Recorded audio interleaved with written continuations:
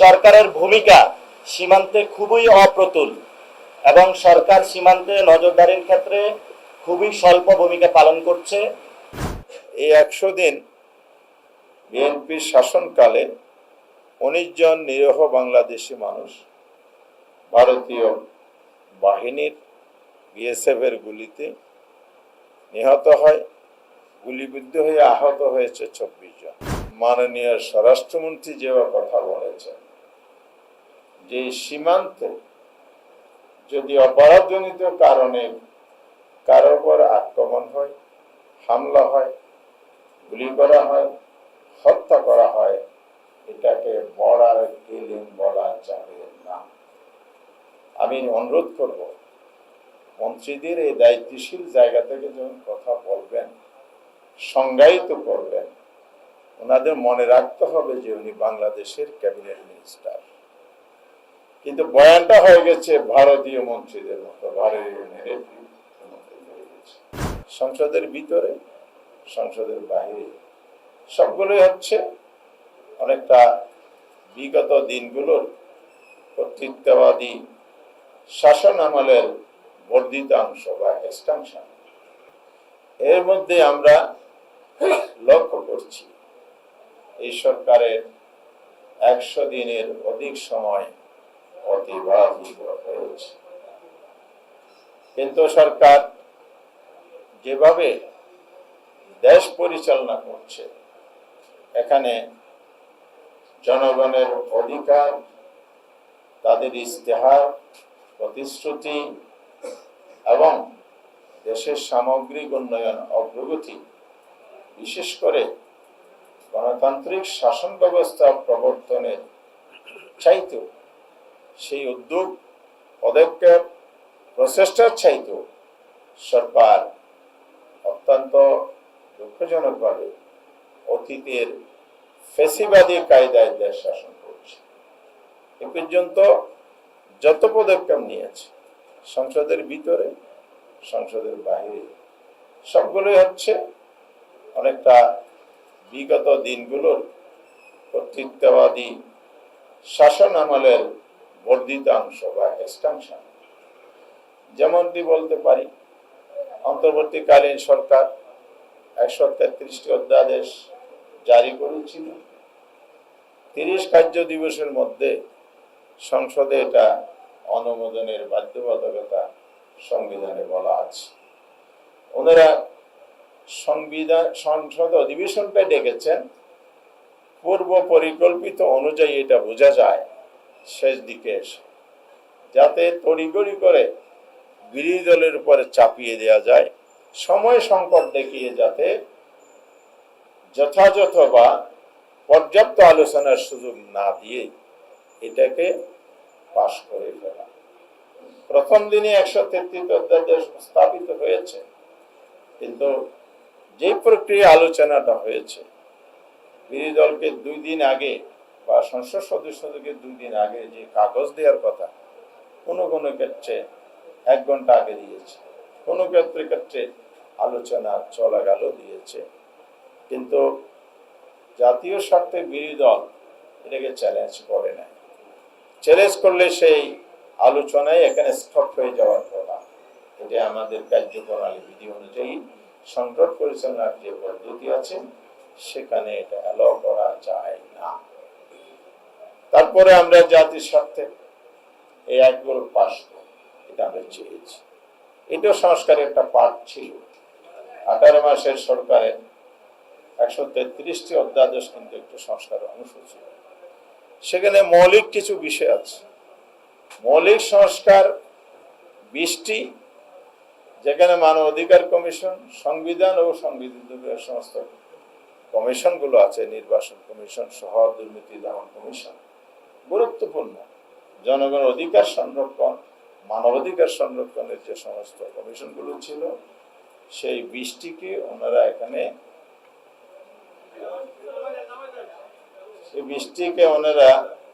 সংসদের এই আলোচনা থেকে ল্যাপস করে দিয়েছে, ৪টি রহিত করেছে, অর্থাৎ ২০টি অধ্যাদেশের কবর রচনা করেছে।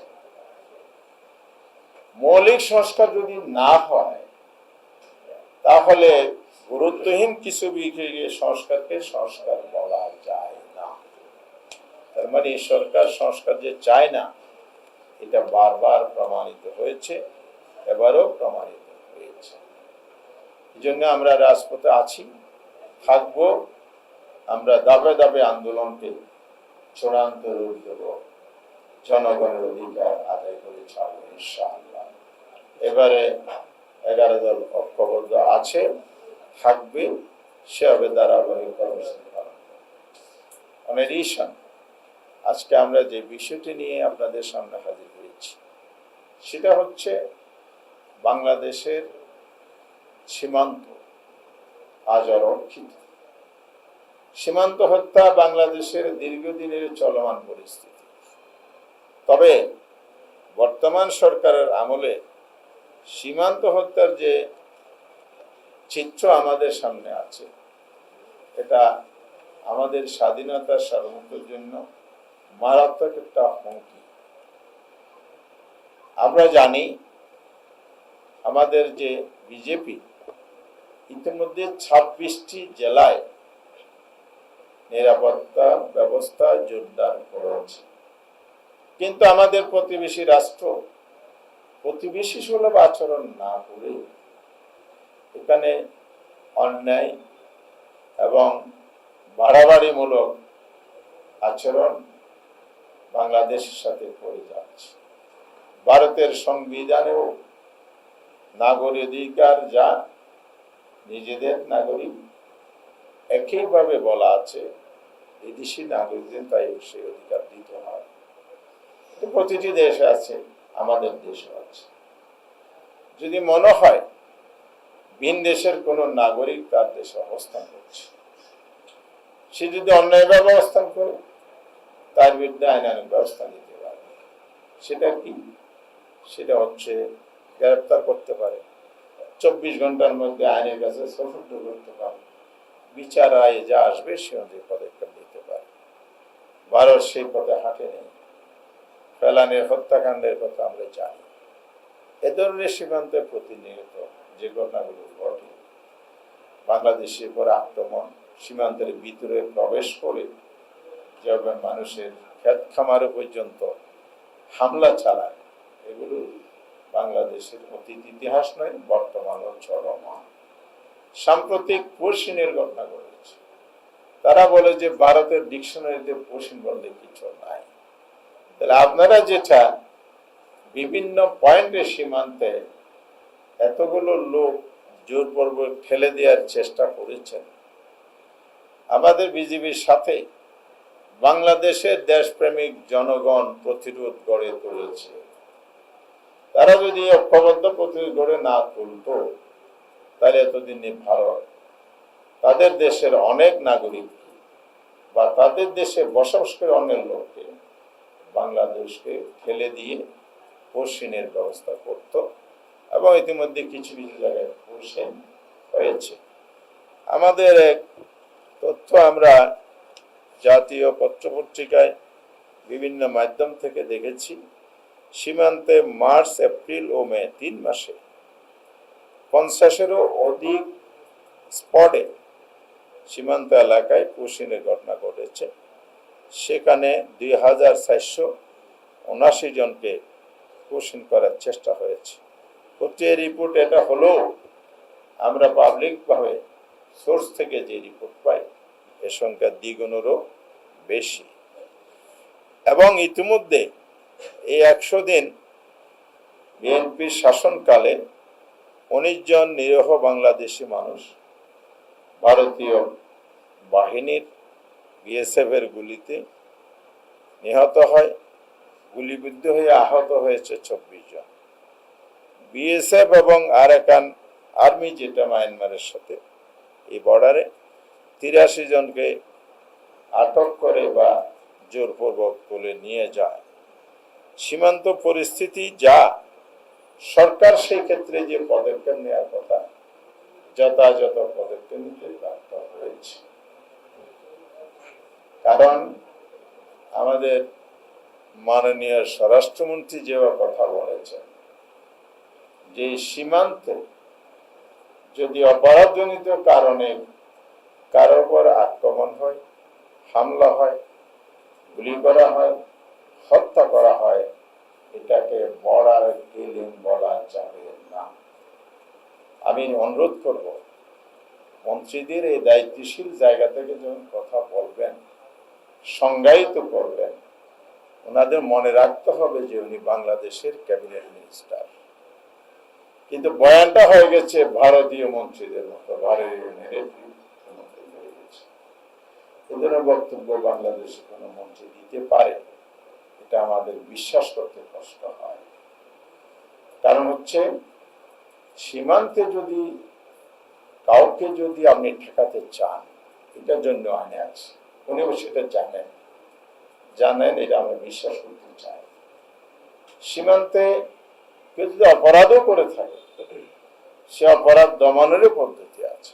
একটা তো আমি বলেছি, ভারতের সংবিধান, বাংলাদেশের সংবিধানের কথা উনি অস্বীকার করবেন কিনা আমি জানি না, তবে সংবিধানের ওনারা অনেক বেশি অভিজ্ঞ, প্রায় সময় সবকিছুতে সংবিধান নিয়ে আসেন।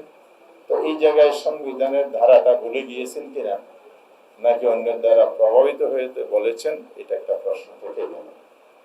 তবে নিয়ম অনুযায়ী কোন নাগরিককে, কোন দেশের মানুষকে সরাসরি বর্ডারে গুলি করে হত্যার বিধান নেই। সেখানে কে আছে? বিধানটা হচ্ছে গ্রেফতার করতে পারবে, ভয় দেখানোর জন্য ফাঁকা আওয়াজ করতে পারবে, কিন্তু মরণঘাতী অস্ত্র, সরাসরি আঘাত, গুলি করে হত্যা, এটা মানবাধিকারের সুস্পষ্ট লঙ্ঘন। একই সাথে আমরা বলতে চাই, এটা বাংলাদেশের সার্বভৌমত্বের প্রতি চরম আঘাত। সেই ধরনের মানবাধিকার বিরোধী একটি কাজকে, দেশের স্বাধীনতার সার্বভৌমত্বের একটি কাজকে সমর্থন যোগাতে পারে এমন একটি বক্তব্য দেয়া আমাদের অতীতের জাতীয় পলিসি এবং নীতির সাথে সংঘর্ষ। আমি অনুরোধ করব, বাংলাদেশ সরকারের দায়িত্বপ্রাপ্ত যারাই যে জায়গায় আছেন, ওনাদের সংবিধানের বিরুদ্ধে, বাংলাদেশের অতীত নীতির বিরুদ্ধে অবস্থান নিয়ে ভিন দেশের স্বার্থ চরিতার্থের অবচেষ্টা না চালান। সেটা যদি হয়ে থাকে, তাহলে ভারতীয় বিএসএফ আরো বেশি উৎসাহিত হবে, বাংলাদেশের ক্ষয়ক্ষতি বৃদ্ধি করবে। সেই জায়গায় জনগণ অবশ্যই এর বিরুদ্ধে একটি শক্তিশালী অবস্থানে পৌঁছতে বাধ্য হবে। প্রিয় বন্ধুরা আমার, এজন্য আমরা বাংলাদেশের জনগণকে সাথে নিয়ে যে কোনো মূল্যে দেশের স্বাধীনতা সমতা রক্ষার জন্য আপোষহীন ছিলাম, থাকবো ইনশাআল্লাহ। যে কোনো মূল্যে আমরা এই পশ্চিমের চেষ্টা প্রতিহত করব ইনশাআল্লাহ।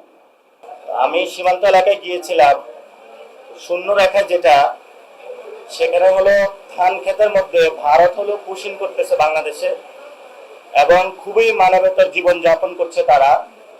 যেখানে হলো তারা বাংলাদেশিদের কাছে খাবার চাচ্ছে, কেউ পানি চাচ্ছে। তো সেখানে আমরা যেটা দেখেছি, বাংলাদেশ সরকারকে আমরা অনুরোধ জানাবো বা পরামর্শ দিব, বিজিবিকে শক্তিশালী করতে হবে। আমরা ইতিমধ্যে দেখেছি আমাদের বিজিবিতে ড্রোন ডেপ্লয়মেন্ট হয়েছে, বিভিন্ন নতুন ভেহিকল, পেট্রোল কার ডেপ্লয়মেন্ট করেছে সরকার। প্রায় 60,000 বিজিবি হলে বর্ডারে ডেপ্লয়মেন্ট হয়েছে। আমরা মনে করি সরকার আরো শক্তিশালী পদক্ষেপ নেবে, কারণ আমাদের বিজিবিকে যদি আমরা শক্তিশালী না করতে পারি, তাহলে পুশিং রুখে আমাদের সম্ভব নয়। দ্বিতীয়ত যে বিষয়ে আমরা পুরো বাংলাদেশের জনগণকে আহ্বান জানাবো, সীমান্ত এলাকায় আপনারা বাংলাদেশের পক্ষ থেকে একটা মানব প্রাচীর তৈরি করেন। এই মানব প্রাচীর ভেদ করে যাতে ওই পার থেকে কোনো সন্ত্রাসী, স্মাগলিং অথবা যারা চোরাচালান করে বাংলাদেশের অভ্যন্তরে ঢুকে ক্রিমিনাল অ্যাক্টিভিটিস না করতে পারে, সেই ক্ষেত্রে আপনারা যথাযথ ভূমিকা নেবেন, এবং আমরা আশা করব সরকার এই বিষয়ে উদ্যোগ নেবে। তবে আমি যেটা দেখে এসেছি, সরকারের ভূমিকা সীমান্তে খুবই অপ্রতুল, এবং সরকার সীমান্তে নজরদারির ক্ষেত্রে খুবই স্বল্প ভূমিকা পালন করছে। এবং এই ক্ষেত্রে 3 জন মন্ত্রী বক্তব্য দিয়েছেন। স্বরাষ্ট্রমন্ত্রী সালাউদ্দিন সাহেব বলেছেন ওইখানে লেথাল উইপনে যে হত্যাকাণ্ড হয় এটা বর্ডার কিলিং না, কিন্তু উনি যে বক্তব্য দিয়েছেন এটা সত্য নয়, সেটা আমরা প্রত্যাখ্যান করছি। দ্বিতীয়ত শামা ওয়াহেদ উনি একজন প্রতিমন্ত্রী, উনি যে বক্তব্য দিয়েছেন যে সেই তাদেরকে 12টা চিঠি দেওয়া হয়েছে, তারা রেসপন্স করে নাই। তা আমরা মনে করব যে রেসপন্স যদি না করে তাহলে পররাষ্ট্রনীতির ক্ষেত্রে আরো একটু নত জানু থেকে সরে সঠিক পররাষ্ট্রনীতি নেওয়া, উদ্যোগ নেওয়া সরকারকে প্রয়োজন। ওই একটা চিঠিতে সাথে সাথে শেখ হাসিনাকে একটু ফেরত চাওয়া প্রয়োজন। লাস্ট যিনি ডক্টর জাহেদ একটি বক্তব্য দিয়েছেন, সেখানে উনি বলেছেন সীমান্ত হত্যা ভারতের আভ্যন্তরীণ বিষয়। আমরা সর্বদা এই বক্তব্য প্রত্যাখ্যান করছি, কারণ আপনার সীমান্তে যখন উত্তেজনা হচ্ছে, সেখান থেকে অবৈধ বাংলাদেশি বলে আমাদেরকে পাঠানো হচ্ছে বাংলাদেশে, তাহলে উনি যে বক্তব্য দিয়েছেন এটা শুধু ভারতের আভ্যন্তরীণ বিষয় নয়, এখানে বাংলাদেশের মানুষের জীবন সংগ্রাম, বাংলাদেশের সার্বভৌমত্ব জড়িত রয়েছে। আমরা সরকারকে বলবো দ্রুত উদ্যোগ নেওয়ার জন্য, এবং 32টা জেলা ইনশাআল্লাহ একযোগে পুরো বাংলাদেশের সীমান্তে আমরা প্রতিবাদ সমাবেশ করব, মানব প্রাচীর তৈরি করব। বাংলাদেশ আবার দেখিয়ে দিবে 71 সালে যেভাবে হলো আমরা বাংলাদেশের সার্বভৌমত্ব রক্ষার জন্য ঝাঁপিয়ে পড়েছিলাম, তেমনি ভাবে এই সময়ে যদি কোনো রাষ্ট্র, সন্ত্রাসী গোষ্ঠী বা সন্ত্রাসী বাহিনী বাংলাদেশের সার্বভৌমত্বকে লঙ্ঘন করতে চায়, আমরা হলো আমাদের সর্বোচ্চটা দিয়ে বাংলাদেশের মানুষকে নিয়ে ঐক্যবদ্ধভাবে আমাদের সীমান্ত রক্ষা করব।